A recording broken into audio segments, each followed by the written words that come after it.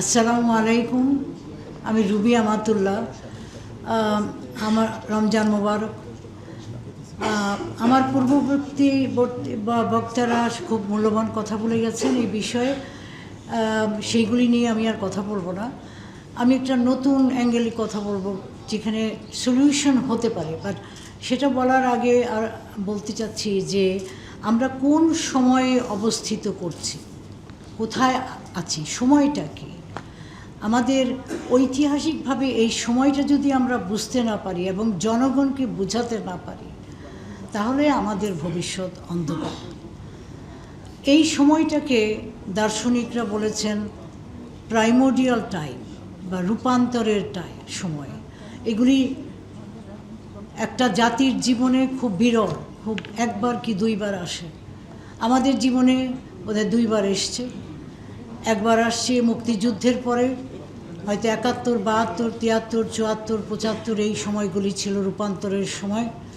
সেই সময় যদি আমরা বিচক্ষণভাবে গণতন্ত্রের পথে, বিচারের পথে, ন্যায়ের পথে যেতে পারতাম, আমাদের জাতির ভবিষ্যৎ আজকে আমরা এখানে দাঁড়িয়ে থাকতাম না। সেই সময়গুলিতে যেগুলি করা যায়, যে পরিবর্তনগুলি করা যায়, অন্য কোনো সময় সেই পরিবর্তন সম্ভব নয়। সেই জন্যই এই সময়গুলিকে, এই প্রাইমোডিয়াল টাইমে যারা আমাদেরকে বিপদে নিয়ে যায় বা যারা অন্যায় করে, যারা ঠিক পদক্ষেপগুলি নেয় না, তারা কিন্তু ইতিহাসের কাছে সর্বদাই একটা কালপ্রিট হিসেবে থেকে যাবে এবং জাতি তাদেরকে কখনো ক্ষমা করবে না, করেও নেই। এই 54 বছরের সাফারিং আমাদের বলতে গেলে ওই 4-5 বছরের যে ঘটনাগুলি ঘটেছিল, সেই ঘটনাগুলি আর কখনো দিকটাকে ঠিক রাখতে পারেনি। আমাদের আবার একটা বিরাট আন্দোলন হয়েছে, জনগণ, একটা আপামর জনসাধারণ জাগ্রত হয়ে দেশব্যাপী একটা অর্গ্যানিক স্পন্টেনিয়াস আন্দোলন করেছে। যদিও এটার সময়সীমা ছিল অত্যন্ত 1 মাস, কিন্তু এত ইন্টেন্স যে একটা সাংঘাতিক স্বৈরাচারী সরকার ফল করেছে, যেরকম মোবারক ফল করেছিল 18 দিনের মাথায়। এত ইন্টেন্স বিপ্লব হয়েছিল। এটাকে বিপ্লব বলতে অনেকে ভয় করে, আমি মনে করি এটা যথেষ্ট বিপ্লব। এটা দেশব্যাপী বিপ্লব। এটা জনগণের অনেক দিনের পেন্টআপ, অনেক দিনের জমানো ক্ষোভ, দুঃখ, হতাশা, এইগুলি সব বেরিয়ে আসছে এবং এইগুলির অভিব্যক্তির পরে স্বৈরাচারের ফল হয়েছে। তারপরে নতুন একটা অধ্যায় হয়েছে, এইটা হচ্ছে প্রাইমোরিয়াল টাইম আমরা আছি এখন। বারবার করে এইটাকে যারা নষ্ট করে দিচ্ছে, তাদের কোনো ক্ষমা নাই। আমরা যারা এই সময়ে অবস্থিত, আমাদের প্রত্যেকের দায়িত্ব, নৈতিক দায়িত্ব, কর্তব্য, এবং যারা আমরা বিধাতায় বিশ্বাস করি, ঈশ্বরে বিশ্বাস করি, তাদের দায়িত্ব হচ্ছে এই সময়ে সোচ্চার হওয়া। জনগণের সাপোর্ট ছাড়া, জনগণকে সক্রিয় হওয়া ছাড়া গণতন্ত্র কখনো আসে নাই, আসবেও না, প্রতিষ্ঠিত হয় নাই, কখনো টেকসইও হয়নি। কাজেই জনগণকে বোঝাতে হবে যে আমরা একটা রূপান্তরের সময় আছি। এই রূপান্তরের সময়কে আমরা যদি অবহেলা করি বা এটাকে নেগলেক্ট করি, তাহলে আমাদের বিপর্যয় আমাদের বহু সময় ধরে আমাদের ভোগ করতে হবে। আমাদের বহুকাল চলে যাবে আবার আরেকটা এই রকম আন্দোলন করে পরিবর্তন করা, এই রক্তক্ষয়ী আন্দোলন এবং এতটা কষ্টকর একটা আন্দোলনের মাধ্যমে। সেই জন্য এখন আমি আসছি যে কী করা যায়। আইন কানুন যা কিছু, সংসদ, সংবিধান, এগুলি সবই হচ্ছে অস্ত্র, টুল। কিসের জন্য?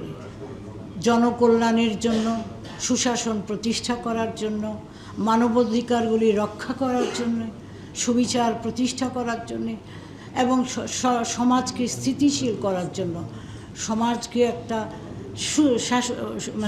স্বাস্থ্যকর জায়গায় নিয়ে আসার জন্য। এগুলি হচ্ছে লক্ষ্য। আর যে পথ দিয়ে আমরা যাই, সেগুলির জন্য আমরা সংবিধান করি, আমরা ইলেকশন করি, আমাদের সে ক্ষমতার সীমিতকরণ বা বিকেন্দ্রীকরণ, এগুলি সবই হচ্ছে মেকানিজম টু গেট দেয়ার। কিন্তু আমরা যদি সেখানে নাই যেতে পারি, তাহলে আমরা বারবার সংবিধানের কথা বলছি, আইন কানুনের মার পেঁচে আনছি। এগুলি হচ্ছে অজুহাত, এগুলি হচ্ছে বিপদে নিয়ে যাওয়ার কথাবার্তা।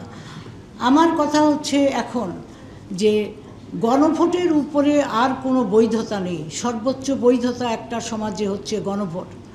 সংবিধান বা সংসদ তাদেরকে ক্ষমতা ডেলিগেট করা হয়, কিন্তু ক্ষমতা তারা মালিক নয়।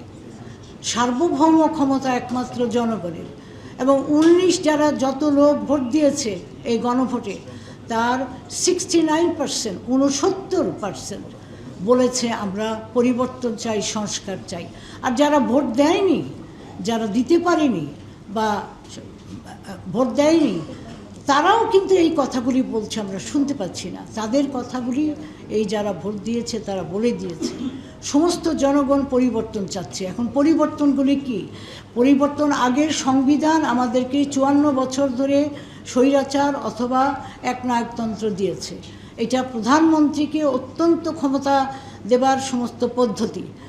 এই সংস্কার, এই সংবিধান যে বাতিল করা দরকার, এটা সবারই জানা উচিত, সবারই বোঝা উচিত।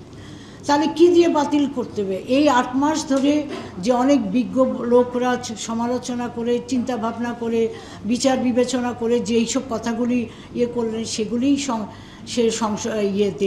জুলাই আসলো, সনদে আসলো, সেগুলি সাইন করা হলো। এইটা অত্যন্ত ভালো। এই সংস্কারগুলো একটা গণতন্ত্র প্রতিষ্ঠা এবং রক্ষা করার জন্য অপরিহার্য, এটা বলা বাহুল্য।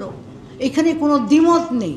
কোনো দুটো সুস্থ লোক যারা রাজনীতি বুঝে এবং যারা ইতিহাস জানে, তারা কোনো দ্বিমত করতে পারবে না এইগুলি নিয়ে। এইগুলি এখন বাস্তবায়ন কিভাবে করা যায়? বাস্তবায়ন এত সহজে হবে না। আমরা যা বাংলাদেশের যে প্রেক্ষাপট, তাতে আমি যেটা বুঝতে পেরেছি, জনগণকে রাস্তায় নামতে হবে, সোচ্চার হতে হবে এবং দরকার হয় আরেকটা আন্দোলন করতে হবে। সহজে আমরা একটা প্রসেস বলে দেব, সেই প্রসেসে পরিবর্তন হবে, আমি মনে করছি না সেটা হবে। দুঃখের বিষয় হচ্ছে আমাদের সর্বদাই ঝাঁকুনি দেওয়া লাগে, সর্বদাই কষ্ট করা লাগে। এবং আমি আহ্বান জানাচ্ছি আপামর জনসাধারণকে, আবার এই যে রূপান্তরের সময়টার গুরুত্বটা বুঝে যেন অবহেলা না করে এটাকে বিশেষ গুরুত্ব দিয়ে যেন তারা এগিয়ে আসেন এবং সোচ্চার হন এবং এই সংস্কারগুলি বাস্তবায়ন করার পদক্ষেপ নেন, সরকারকে বাধ্য করে। ধন্যবাদ।